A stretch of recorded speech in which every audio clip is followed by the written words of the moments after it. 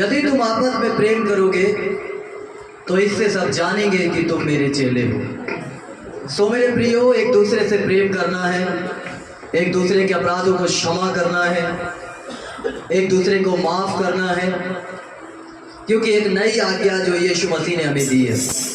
और जब उन आज्ञाओं को हम पूरा करते हैं, मानते हैं, तो मेरे प्रियो परमेश्वर यूहन्ना रचित सुसमाचार 14 अध्याय में वो मेरे प्रियो हमसे और आपसे कहता है, मार्ग, सत्य और जीवन मैं हूँ, और बिना मेरे द्वारा कोई पिता के पास नहीं पहुँच सकता।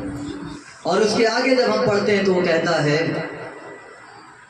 यदि तुम मेरे प्रेम में बने रहोगे तो मैं अपने पिता से विनती करूंगा, तुम्हें एक सहायक देगा, अर्थात सत्य का आत्मा, वो पवित्र आत्मा जो हमारी मदद करेगा इस संसार में।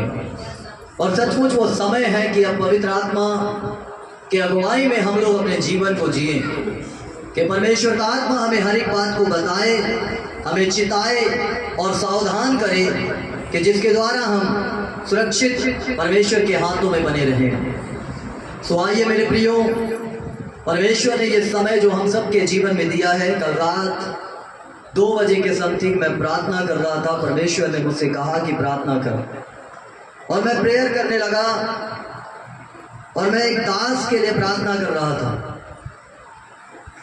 अचानक पवित्र आत्मा ने मेरे मन के अंदर डाला कि प्रार्थना कर उसके लिए। मैंने देखा उसके बच्चों को, उसकी पत्नी को, छोटे छोटे बच्चों को जो बेचारे सेवा कर रहे हैं, और शैतान और शत्रुओं के द्वारा वो जेल के अंदर बंद हैं। हम नहीं जानते कि क्या है क्या नहीं है, लेकिन एक बात जानते हैं कि अगर कोई ने अपराध किया है और अगर उसने पश्चाताप कर लिया और क्षमा मांग ली है, तो बाइबिल बताती है कि परमेश्वर उस पर दया करता और क्षमा कर देता है। और बाइबिल बोलती है कि मेरे प्रियो, तुम्हारे पाप चाहे लाल रंग के क्यों ना हो, अर्गवानी रंग के क्यों ना हो, मैं तुम्हें हिम के समान श्वेत कर दूंगा।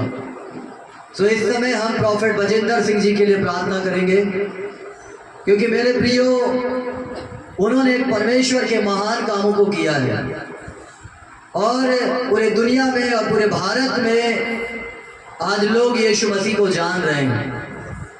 उन्होंने बड़ी मेहनत करी है। आज हम जानते हैं कि जलन की जो आत्माएं होती हैं वो कभी भी किसी के अंदर भी काम कर जाएगी, क्योंकि कोई भी व्यक्ति किसी को बढ़ता हुआ नहीं देख सकता। लेकिन हम सब जब एक नई आज्ञा परमेश्वर ने दी कि तुम एक दूसरे से प्रेम करो, कि जिससे सब जाने कि तुम मेरे चेले हो। सो आइए उस प्रभु के दास के लिए हम प्रार्थना करेंगे, उसके परिवार के लिए, कि 1 तारीख को जो सुनवाई है उसके केस की, परमेश्वर की जो भी मर्जी हो, अगर यीशु मसीह चाहता है जेल के अंदर रखना तो वहां पर भी बड़े कामों को कर देगा।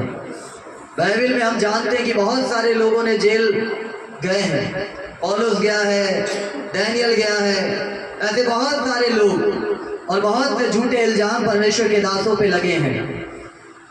हम नहीं जानते कि क्या बात है और क्या नहीं है, लेकिन हम इतना जानते हैं कि बाइबिल दोनों पक्ष में बातें करती है। और इतना हम जानते हैं कि बहुत से झूठे इल्जाम सेवकों के ऊपर लगते हैं और लगते चले जा रहे हैं, और ये अंत का समय है, और भी सेवकों के ऊपर ऐसी बातें होंगी और होती जा रही हैं लगातार। लेकिन हमें प्रार्थना करना है। जब पतरस जेल खाने में था तो कलीसिया लौ लगाकर प्रार्थना कर रही थी, और परमेश्वर की आत्मा ने पतरस को बाहर निकाला, लेकिन कलीसिया को विश्वास नहीं हुआ। वो सोचे कि वो उसका आत्मा है या उसका स्वर्गदूत है कि आया है।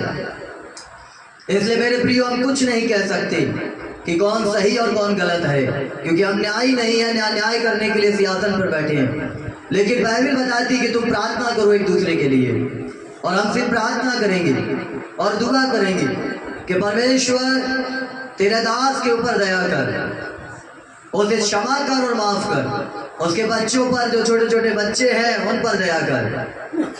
और बाइबिल बताती है कि जो अपने अपराध और पापों को मानता है उस पर दया होती है।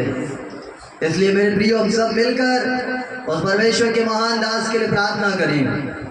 तो आइए हम सब दुआ करेंगे। सर्वशक्तिमान परमेश्वर, सिंहासन पर विराजमान मेरे यीशु मसीह, मैं तेरा धन्यवाद करता हूँ खुदावन, कि सचमुच तूने आज तक मेरी प्रार्थनाओं को तुच्छ नहीं जाना है।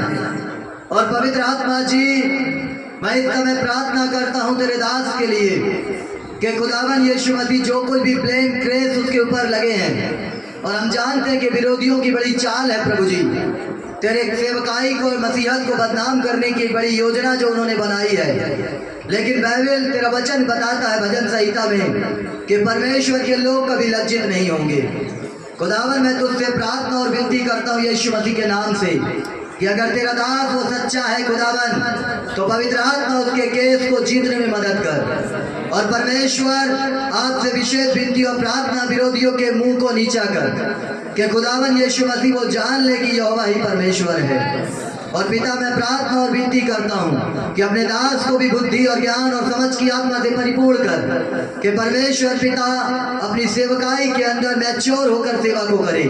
और खुदावन यीशु मसीह तेरे नाम के झंडे को जो उसने ऊंचा किया है वो सदैव ऊंचा करता रहे। पवित्र आत्मा जी, मैं आपसे प्रार्थना और विनती करता हूँ, तू दया कर, अनुग्रह कर। और मेरा विश्वास है यीशु मसीह की तू अद्भुत और अनोखे काम करेगा।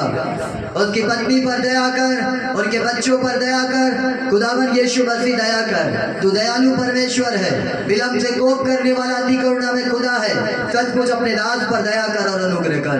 उसके खिलाफ में उठने वाले सचमुच परमेश्वर तेरा वचन कहता है, जब यीशु मसीह यहूदा ने तुझे पकड़वाया तो तूने कहा कि मेरे ही थाली में खाने वाले ने मुझ पर लात उठाई है। और सचमुच परमेश्वर यीशु मसीह उसके साथ भी वही चीज हुआ है। और खुदावन बाइबल दोनों पक्ष से बातें करती हैं, इसलिए प्रभु हम ना किसी को सही और ना किसी को गलत कहते हैं, लेकिन ये